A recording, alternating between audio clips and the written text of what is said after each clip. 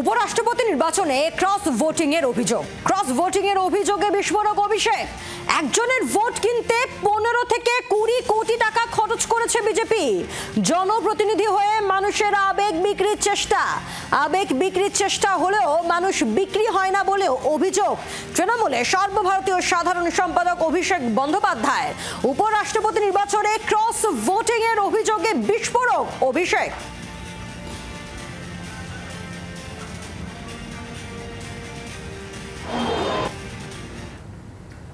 আপনার যুক্তি বা তর্ক ধরেও নি ক্রস ভোটিং হয়েছে।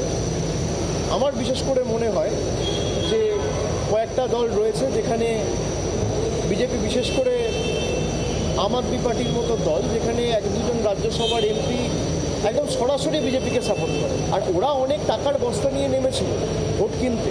আমি কালকে গিয়ে 4-5 জনের সাথে যেটুকু কথা বলে বুঝতে পেরেছি, এক একজনের ভোট কিনতে প্রায় 15-20 কোটি টাকা খরচা করেছে। এখন বিক্রি হয় পণ্য বা দ্রব্য। তাই যারা ভোটে নির্বাচিত হয়ে জনপ্রতিনিধি হয়ে মানুষের কথা বলার জন্য পার্লামেন্টে গিয়ে মানুষের আবেগকে বিক্রি করতে চাইছে, তারা হয়তো বিক্রি হতে পারে, কিন্তু মানুষের আবেগ তো বিক্রি হয় না। শোনালাম অভিষেক বন্দ্যোপাধ্যায়ের বক্তব্য। আমরা কথা বলবো, প্রবীর চক্রবর্তী রয়েছেন আমাদের সঙ্গে টেলিফোনের প্রতিনিধি। প্রবীর, একেবারে বিস্ফোরক অভিযোগ করেছেন অভিষেক বন্দ্যোপাধ্যায়। একদমই দেখো যে গতকাল যে উপরাষ্ট্রপতি নির্বাচন হয়েছে এবং উপরাষ্ট্রপতি নির্বাচন এনডিএ প্রার্থী তিনি জয়লাভ করেছেন, এবং সেক্ষেত্রে দেখা এই উপরাষ্ট্রপতি নির্বাচনে এনডিএর যত ভোট ছিল তার থেকে বেশি ভোট এনডিএ পেয়েছে। এই অবস্থায় দাঁড়িয়ে অভিষেক বন্দ্যোপাধ্যায়ের দুটো অভিযোগ। একটা, সরাসরি তিনি বললেন যে আম আদমি পার্টির একজন রাজ্যসভার সাংসদ তিনি সরাসরি বিজেপিকে সমর্থন করেছেন একদম প্রকাশ্যে। সেই জায়গায় দাঁড়িয়ে কয়েকজন সেক্ষেত্রে কিছু সাংসদ তারা বিজেপিকে ভোট দিয়ে থাকতে পারেন বলে অভিযোগ করেন অভিষেক বন্দ্যোপাধ্যায়, এবং সেক্ষেত্রে কেনাবেচার কথাও কিন্তু অভিষেক বন্দ্যোপাধ্যায় বললেন।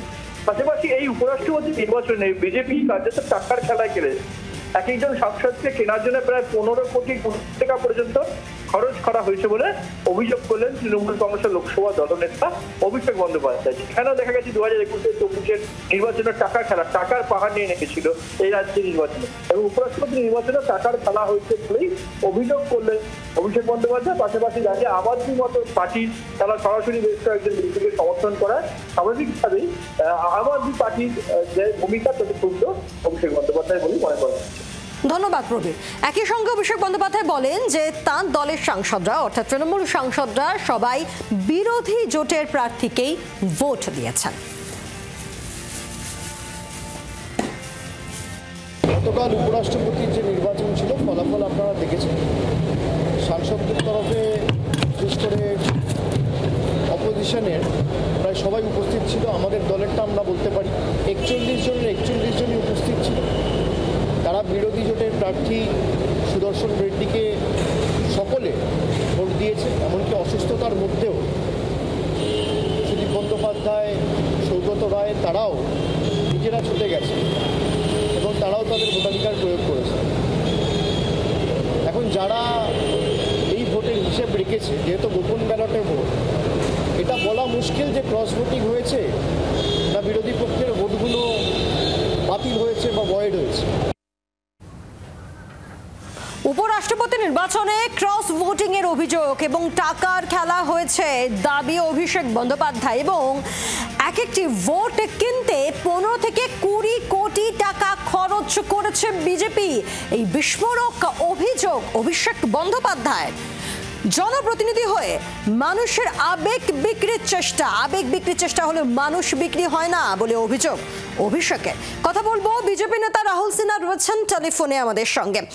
রাহুল বাবু, অভিষেক বন্দ্যোপাধ্যায় তিনি যেমনটা অভিযোগ করলেন যে ক্রস ভোটিং হয়েছে এবং এক্ষেত্রে ভোট কিনতে 15 থেকে 20 কোটি টাকা খরচ করেছে বিজেপি এক একটি ভোট কিনতে।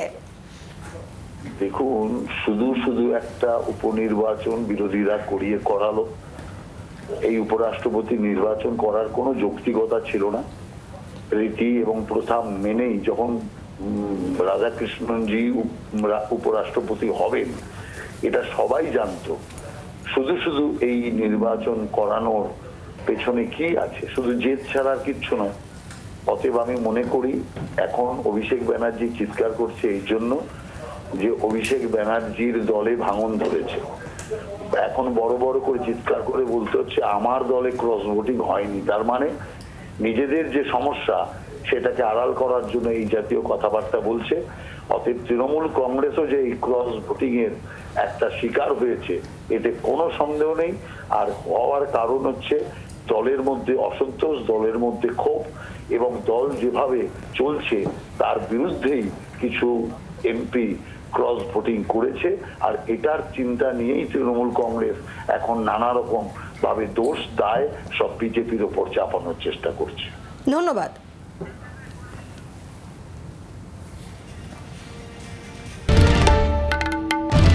বাংলার আওয়াজ, বাঙালির আবেগ, জি 24 ঘন্টা।